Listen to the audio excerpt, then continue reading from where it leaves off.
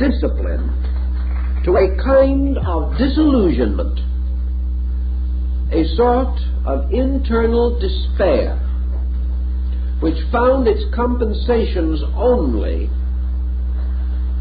in that kind of reflection which arises from pain.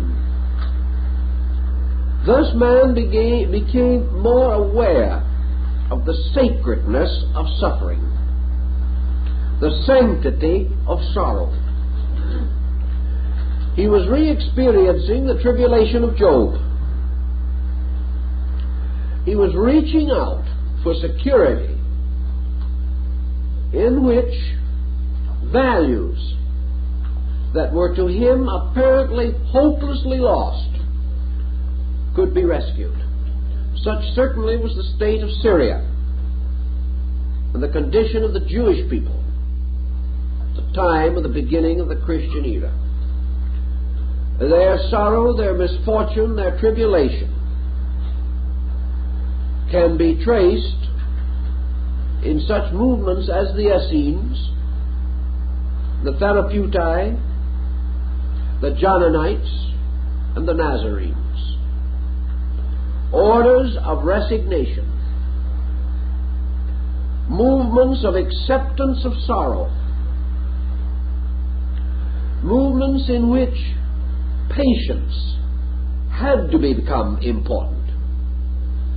But it could not be merely the patience of Job. It had to be patience with hope. Patience with something greater than disillusionment or despair. Thus we had, among many of these peoples, in fact nearly all of them, the rise of a messianic concept. For example, the transformation of Taoism in China was due to the rise of what might have been termed new prophets. A Taoist mystic spearheaded this change. A Confucianist mystic spearheaded the translation of Confucianism from a philosophy to a religion. A Hindu Buddhistic mystic and a group of arhats were responsible for the change in Buddhism.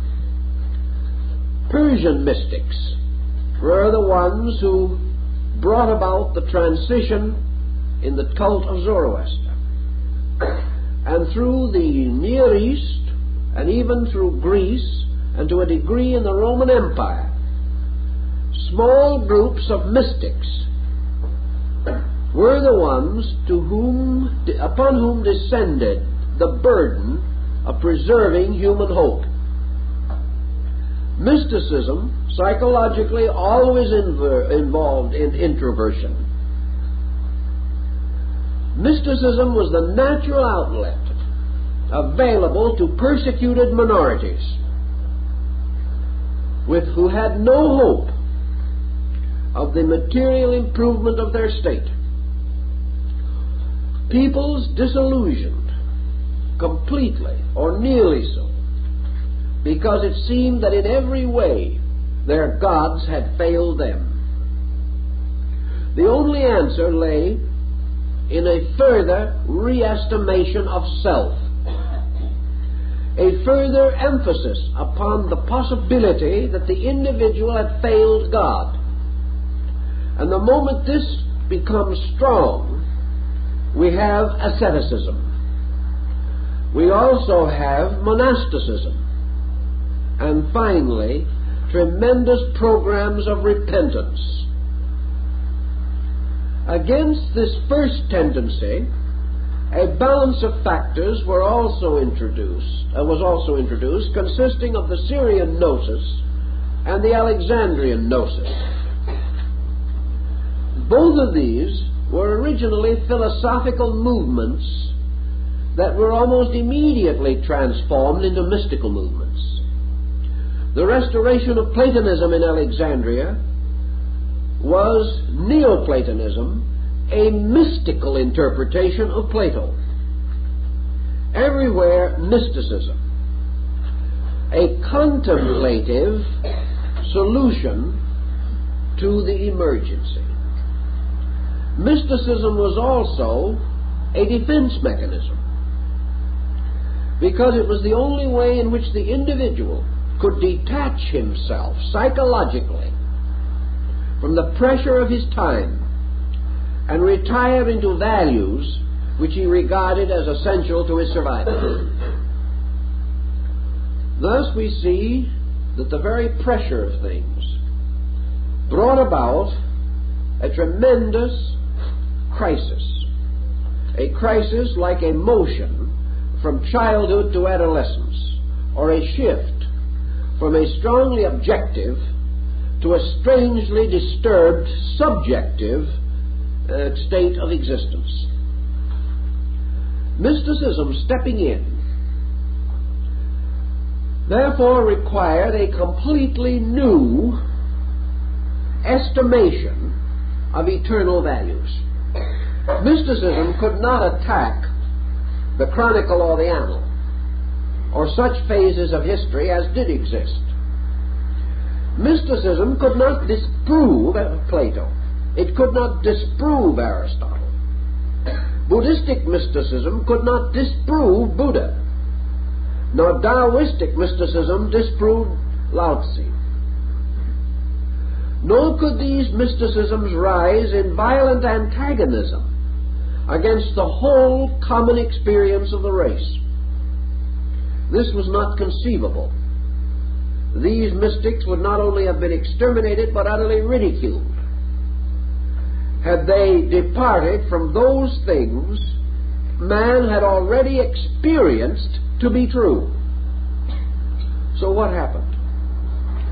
Mysticism became a new unfoldment, a sequential examination, a penetration into the substance of previous appearances.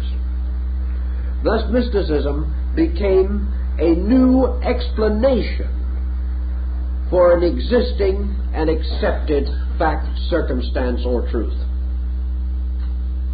Your mystic, then, whether it be in India or China or in the Near East, stated firmly that he did not come to destroy the prophets, but to fulfill the prophets. Man resolved to build turned into himself.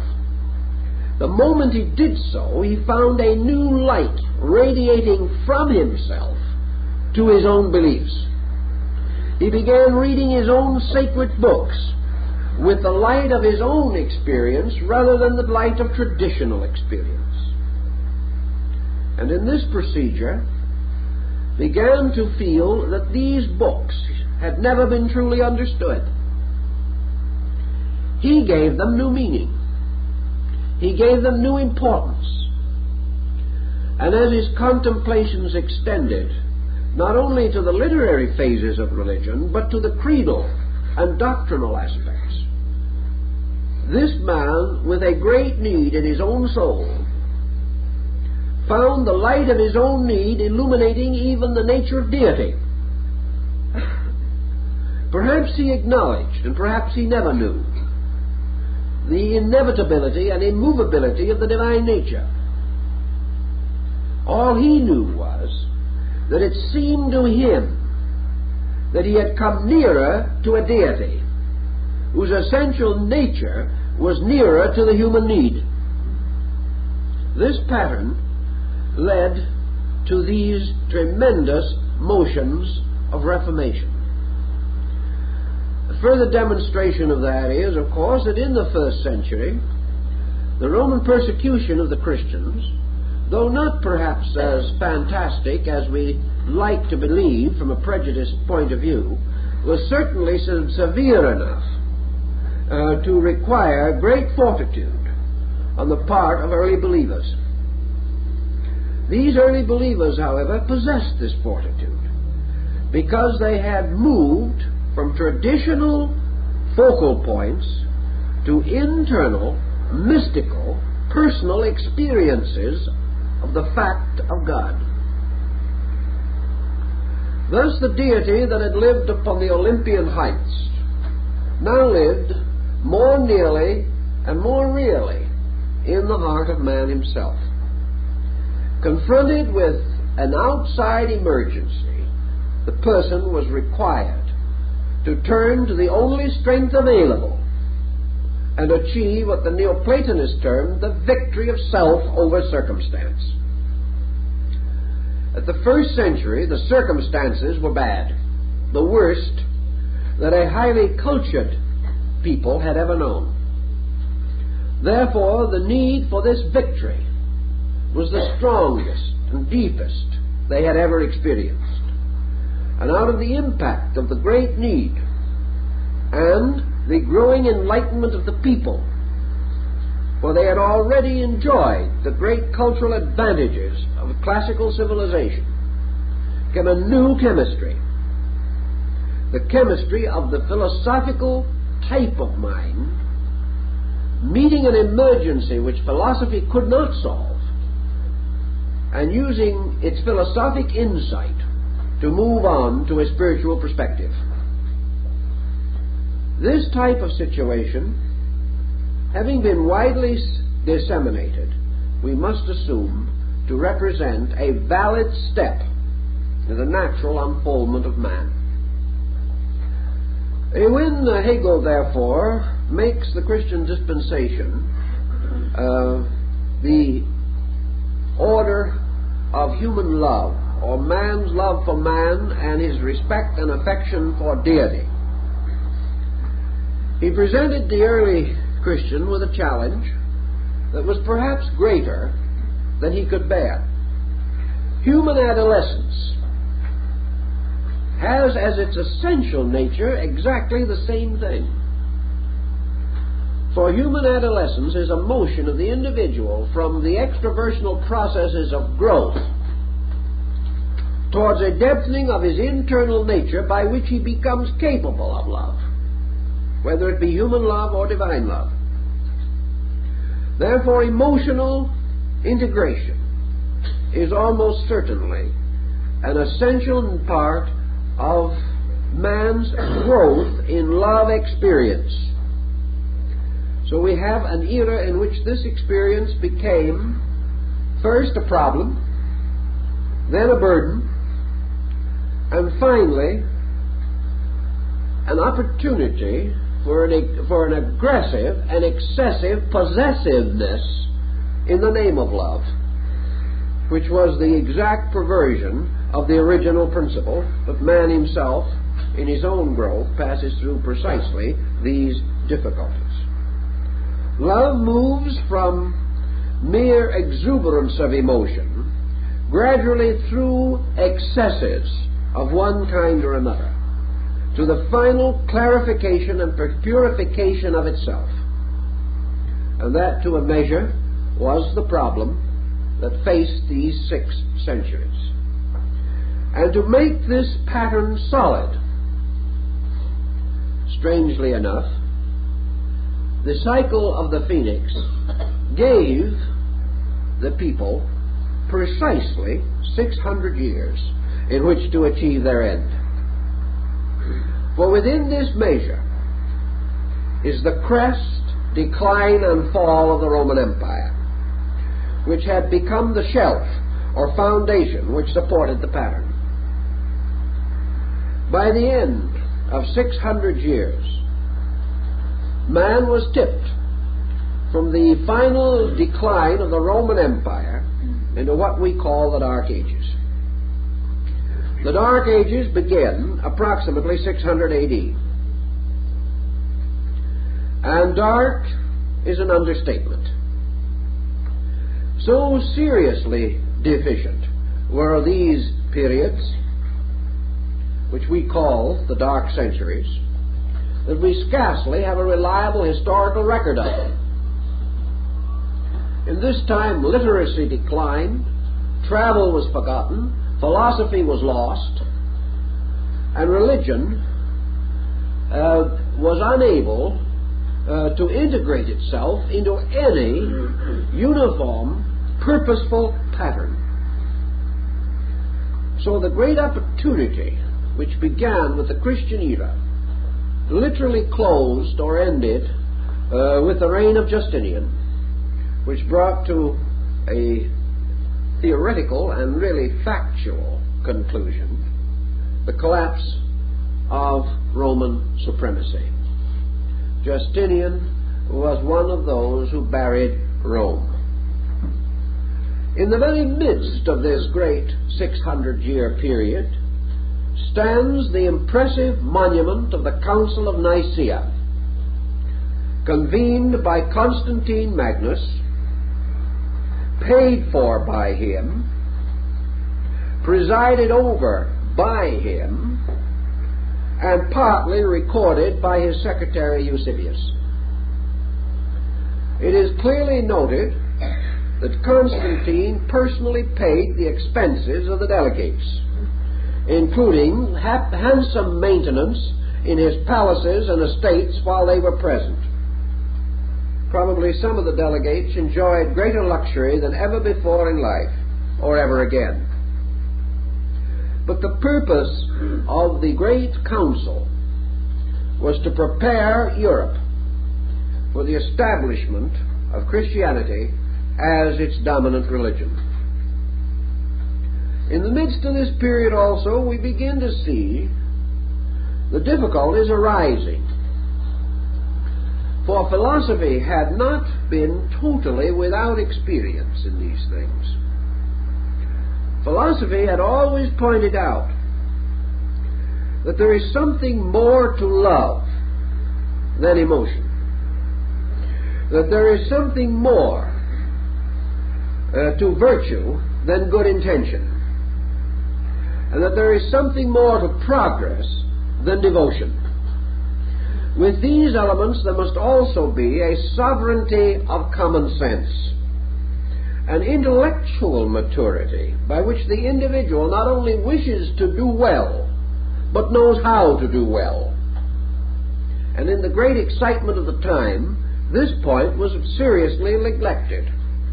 And out of this neglect arose the tragedy which resulted finally in the collapse of this Phoenix cycle. For at the end of the 600 years, the average person had not been able to establish love as a practical force within his own life. He had been unable to separate it from selfishness. He had not been adequately moved to educate it. He had not been reminded that emotion without discipline is madness. Therefore, he was a little mad, of good intention, but hopelessly unfit to meet the challenge. And out of his own unfitness came his own undoing.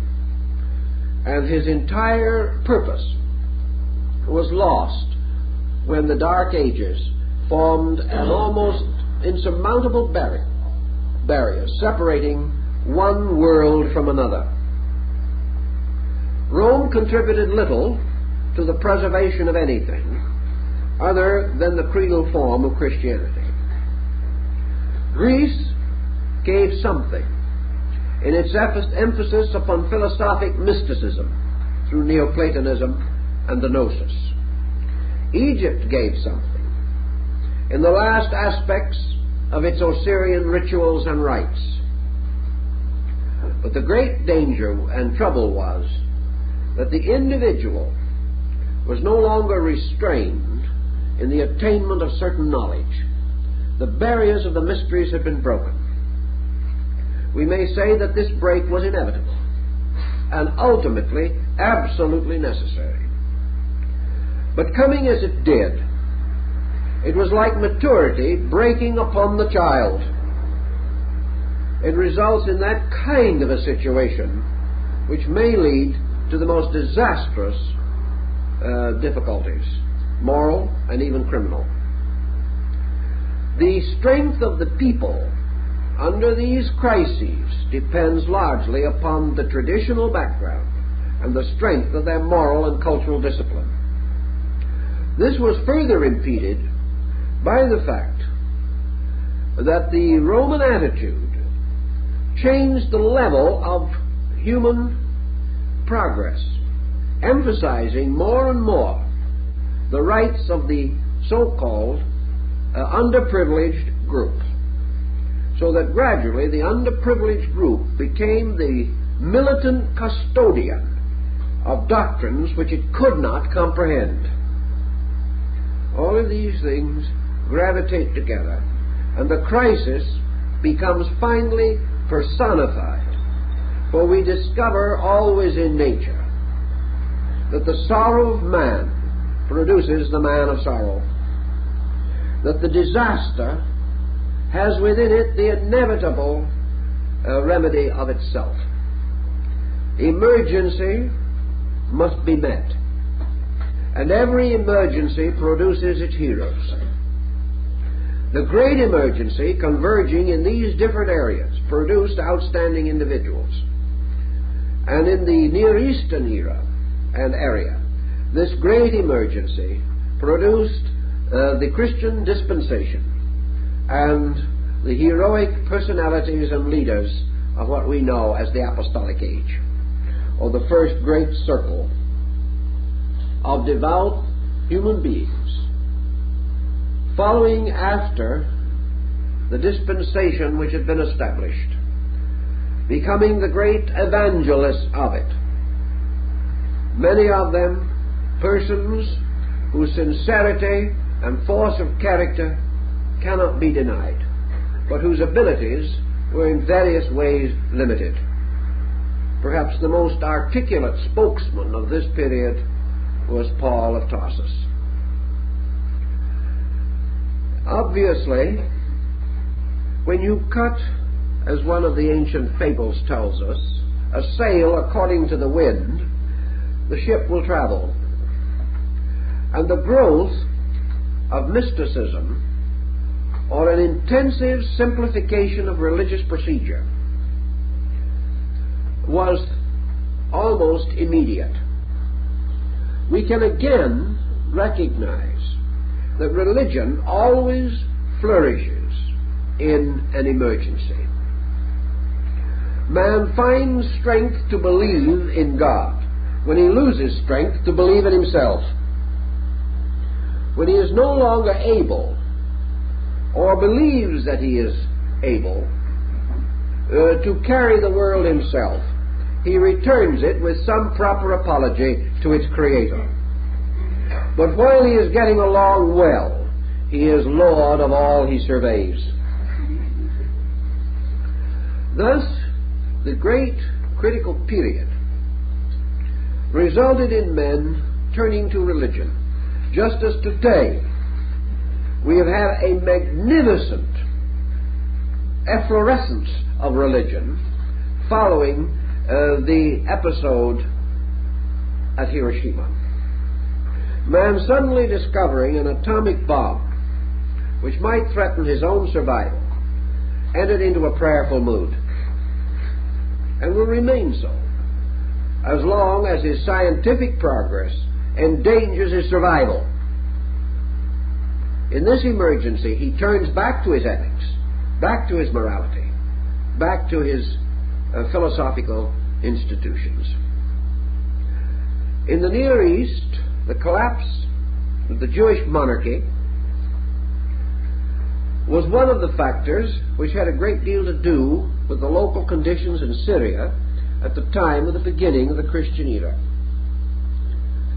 The unit of culture which produced Christianity was in a tremendous state of despair, of complete demoralization. And yet it reviewed the situation and accepted the earliest forms of Christianity merely as Reform Judaism.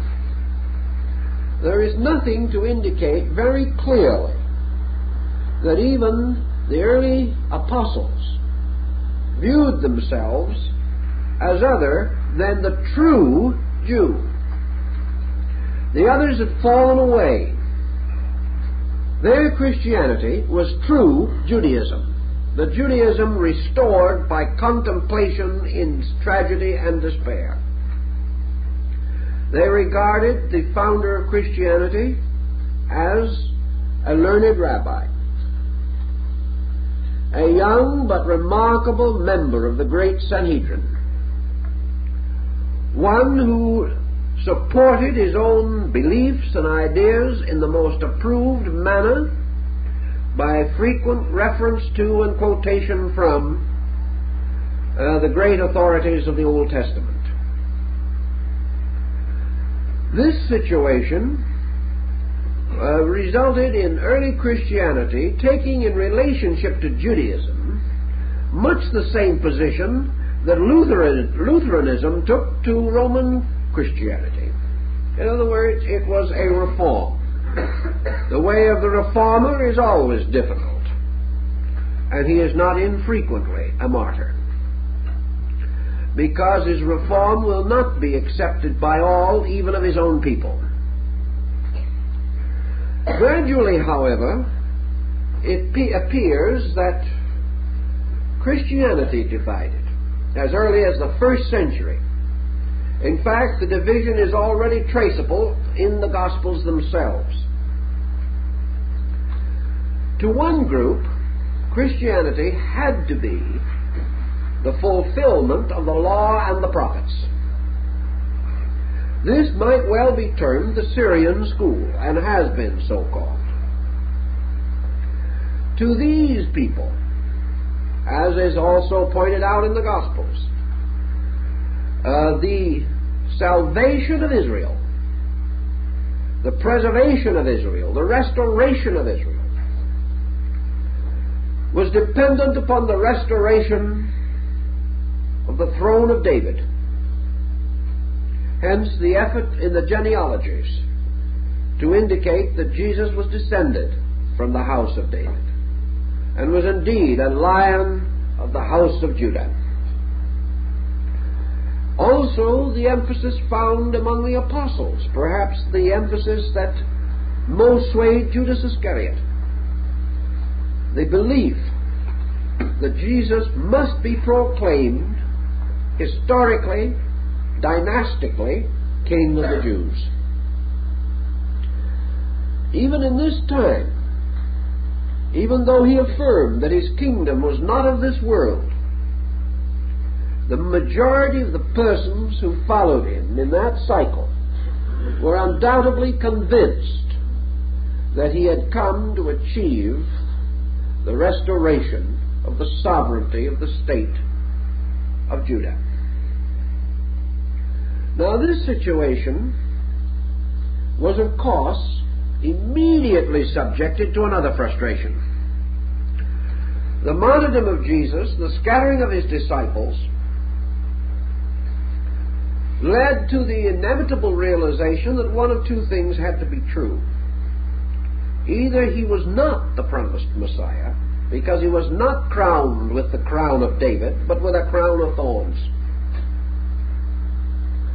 Or else there had to be a great and valid meaning beneath his words when he declared that his kingdom was not of this world. There had to be the tremendous transition between the historical Jesus and the mystical Christos, or Messiah. That phase of the doctrine, which dealt theoretically and even practically with the creation of Christian mysticism and Christian philosophy, derived essentially by a blending of Syrian mysticism and Platonic philosophy. This moved into the Greek sphere of influence, perhaps indirectly at least, as a result of the ministration of Paul. And by the year AD 50,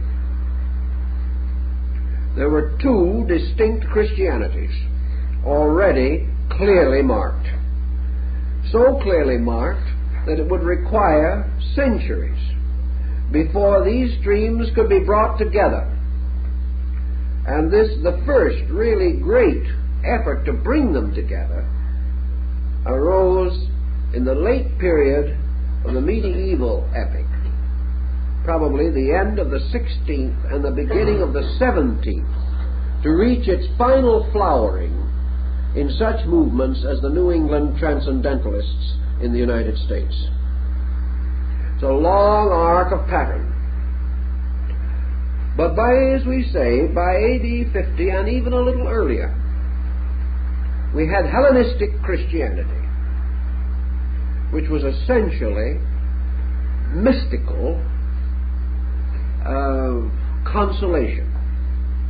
The Christ in you, the hope of glory. And we had the Syrian Christianity, which was still attempting to emphasize the Judaistic interpretation of the Christian dispensation.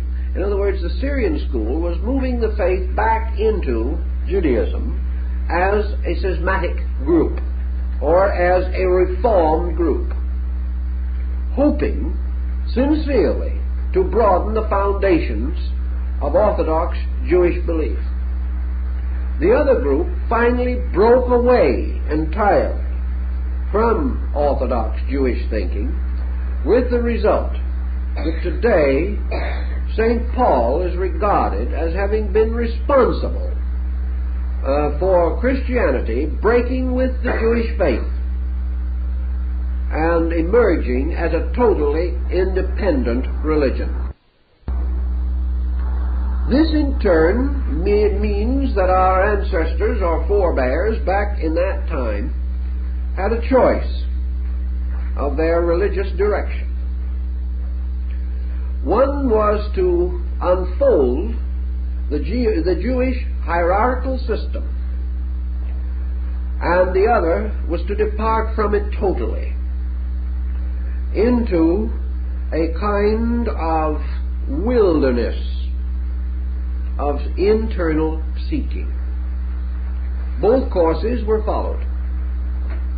The earliest effort to reconcile them was probably the Gnosis, but by that time the bitterness between the groups had intensified to the degree that they both turned upon the Gnosis and destroyed that.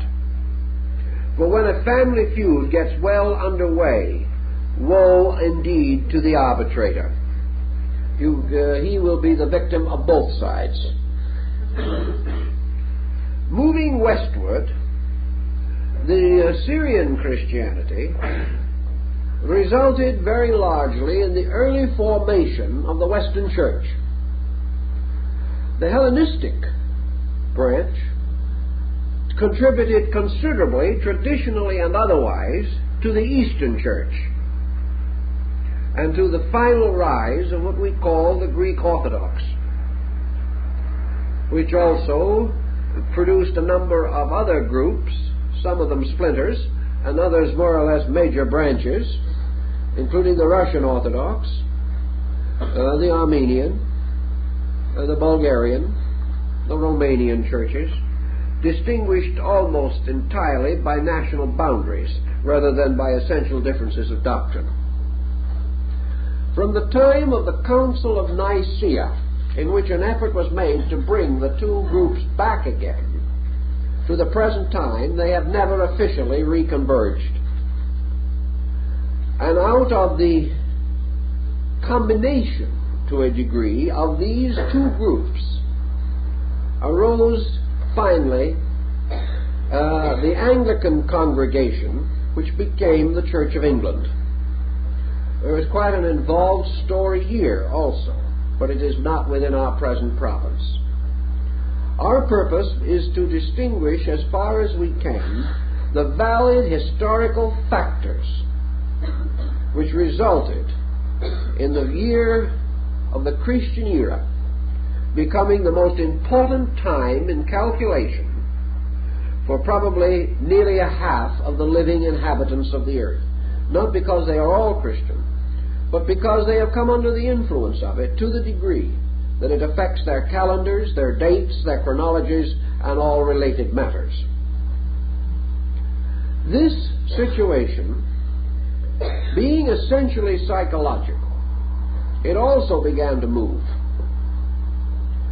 the gradual persecution of the early church and the difficulties through which it passed in the ante-Nicene period, or that is, prior to Nicaea. Ante meaning in this case prior to, not against. This situation also emphasized an intense segregationalism. The members of the community, not only for defense but for a certain neurotic need within themselves, separated themselves essentially from other groups and became the basis of a religious motion present throughout the descent of Christianity, which has been called separatism, or the sense that worship means apartness or away from. Probably to a degree this was due to the dangers and the competitive security offered by remote areas. This in turn had its psychological influence. It became more or less a faith of secret worship. And man shall worship his God in secret, and the God he worships in secret shall reward him openly. This thought from the Gospels themselves certainly influenced the early forms of the church. In these days, of course, there was no formal priesthood. There was no essential connection between groups, and the church consisted of completely isolated ecclesias or assemblies, presided over by deacons or by persons appointed from the congregation. There was a period in which revelationism played a part, and there were what were called the apocalyptic movements in the early years of the church.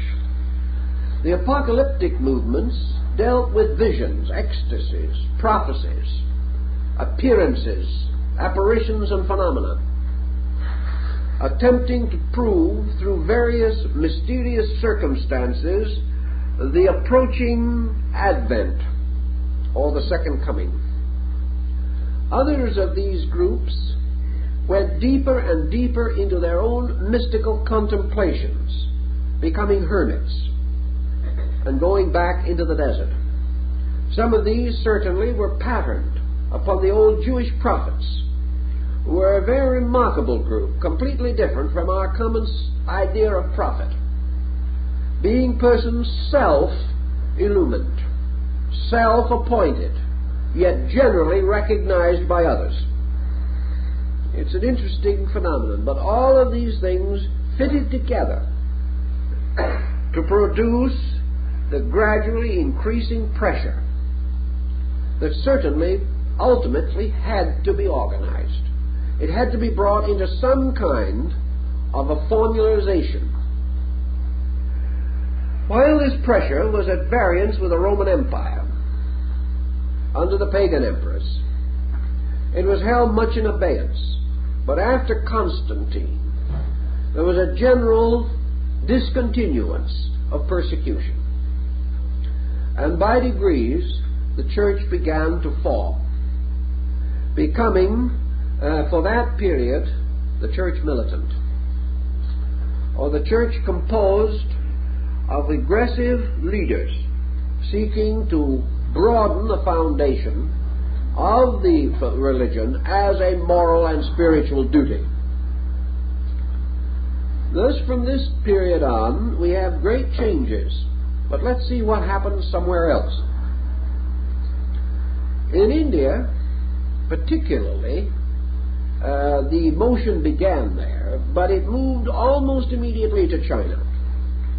We find the rise of the concept of the Mahayana, or the great vehicle, the ship of salvation. We refer to certain parts of a church as the nave. And this, of course, actually means the ship. The Mahayana refers to Buddhism as the ship of the doctrine. And in early Christian religious art, the Christian faith is frequently represented as a ship. and is often so pictured upon what is called the fisherman's ring, or the ring of the papacy. Usually a ship is so represented as the symbol. This ship of the doctrine in India, China, had as its primary purpose the broadening of the foundation of human redemption. Salvation was no longer to be the result of a peculiar dispensation available only to those following certain extreme austerities. Salvation was no longer only for the individual who attained righteousness by his own efforts. Salvation was bestowed, or was a common birthright, and the individual could be saved in two ways, either by doing good or by repenting evil. This became a basic element in Mahayana Buddhism. And within 200 years, the deity Kuan Yin, the Buddhist equivalent to the concept of Mary, or the Holy Virgin, had gained tremendous dominance throughout Asia as the symbol of pure motherhood, pure love, and the ultimate forgiveness of sin. For to this deity was given the right to make men whole again through repentance. Prayers might then be addressed to this divinity, who was gradually transformed from a male deity of India into a female deity in China, Japan, and Korea. Thus the Mother of Mercy came to take precedence over the silent figure of Buddha seated in meditation. Buddha remained as the great teacher, but men did not approach him directly. They sought rather the solace of the understanding heart, the heart of the Great Mother. They went as children back to the Mother. In China we have very much the same thing. The Taoist divinities began to take on these same aspects. And in Confucianism, love or emotional regard came to be considered more proper than filial devotion, based upon the precedents and formalities of the older beliefs. Thus the faith of forgiveness became universally distributed. There is only one possible answer to it, and that is that we are measuring events by the internals of things. Now we might say that if this occurrence of the first century was the only example of this cycle operating, that we were in the presence of a completely miraculous incident, an incident by means of which one important date could be made to stand out as supreme in all history and in all time. We can take this attitude if we wish, but there are certain things which it will not fully explain.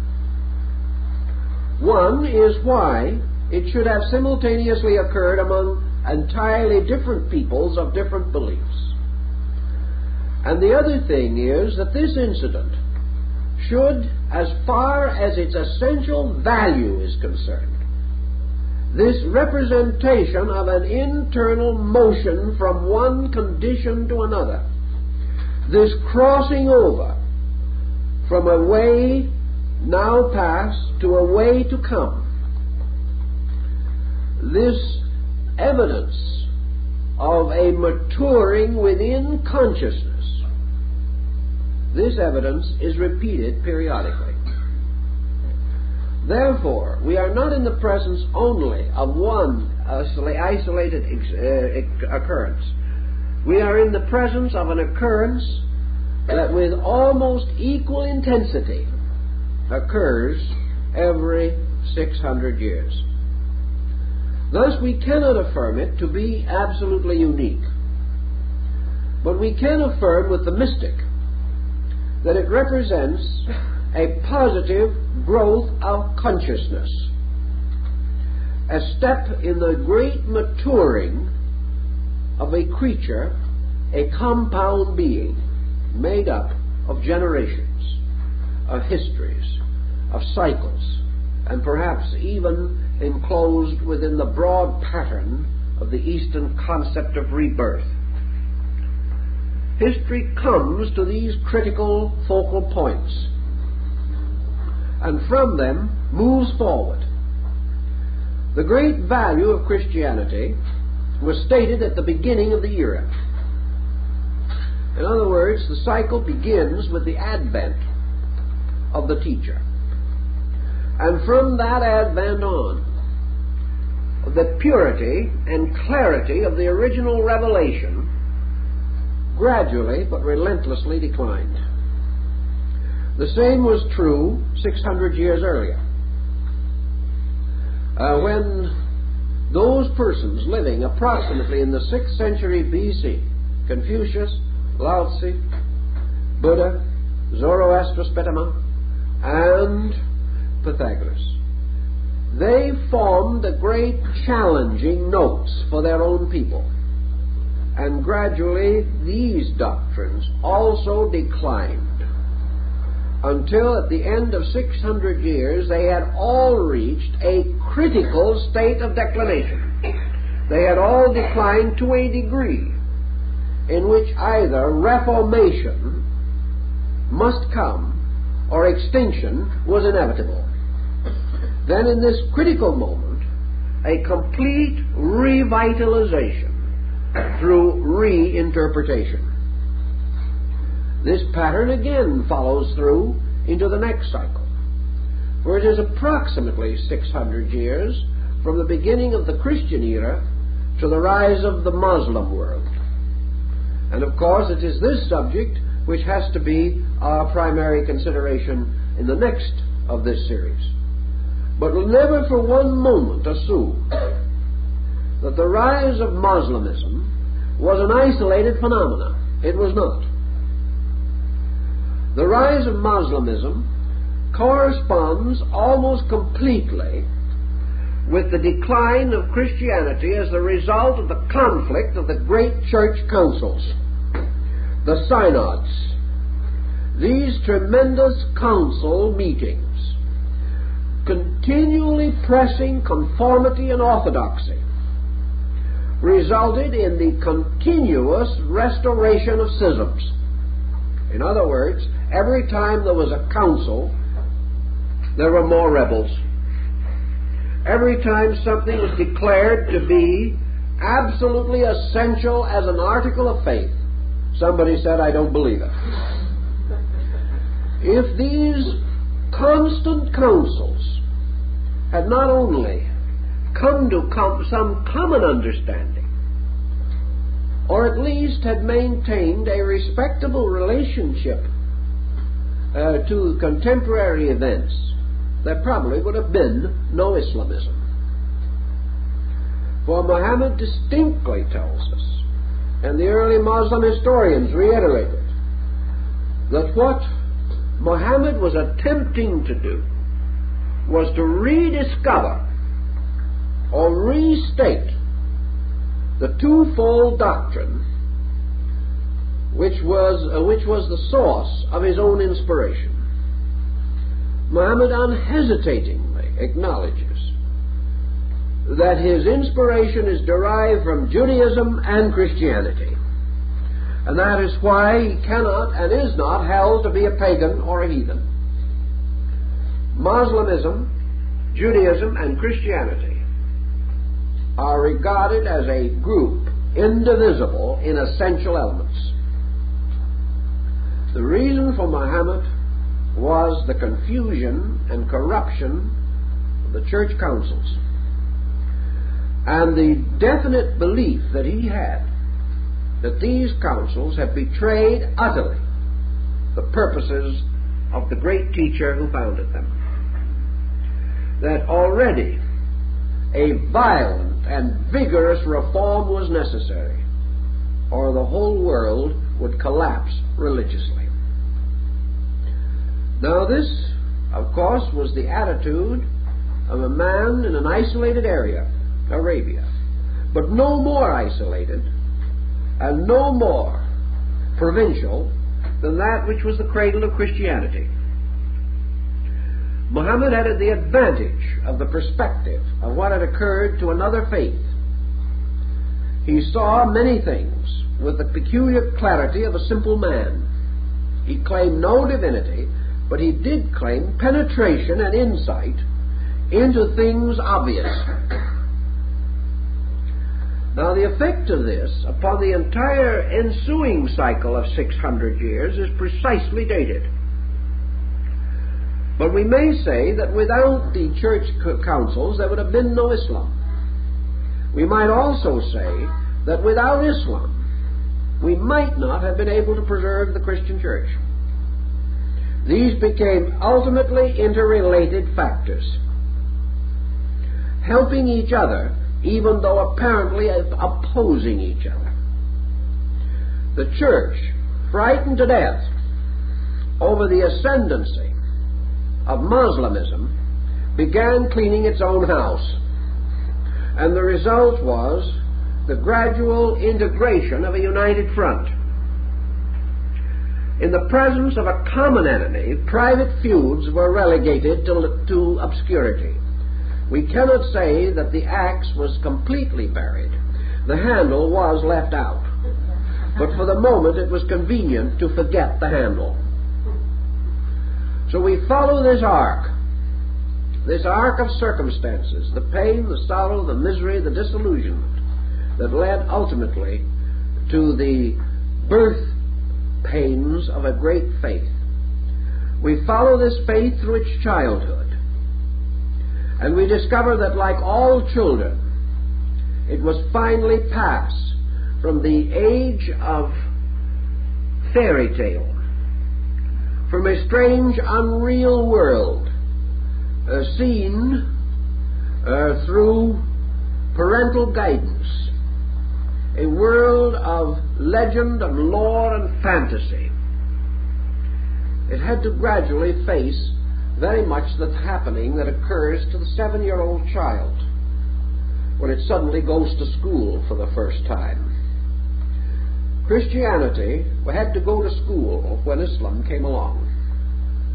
It had to accept its next experience, namely its adjustment to a pattern of non-Christian peoples. It had to begin to explore the vastness of an intellectual universe that extended far beyond. So we find with the rise of Islam this tremendous motion, and what? 600 years later, this entire motion consummating in the Crusades. The Crusades, which changed Europe, Asia, and North Africa. The Crusades which destroyed feudalism. The Crusades that gave the world education. The Crusades in which both the Muslim and Christian worlds became sadder but wiser. Almost exactly this date marked the next avatar of the Phoenix. Now, the Crusades were not the only thing that happened then, because with them came a complete reorientation of the total perspective of man. Thus, this Phoenix cycle presents these periodic emphases and reminds us that there has to be a growth pushing things from within, a growth that moves upon an approximate cycle of 600 years between each of the major steps which it must take, and that therefore this measures the collective integration of mankind on an ascending series of levels. So next time we have to begin to study the world of Islam, what it meant, what it did to Christendom and for Christendom, and how it began the integration of the great systems of Christian philosophy that were to mark the next era, and so on. Christianity went through every cycle of the Phoenix following its own inception, and must, we assume, continue to do so. So we are not speaking merely of Islam next week. We are speaking of a world, focusing our attention upon the crisis that occurred with the advent of Muhammad, and how this crisis affected every one of us, and still affects us, whether we realize it or not. And so I think our time is up, and that's the best we can do for tonight if you're going to get your bus.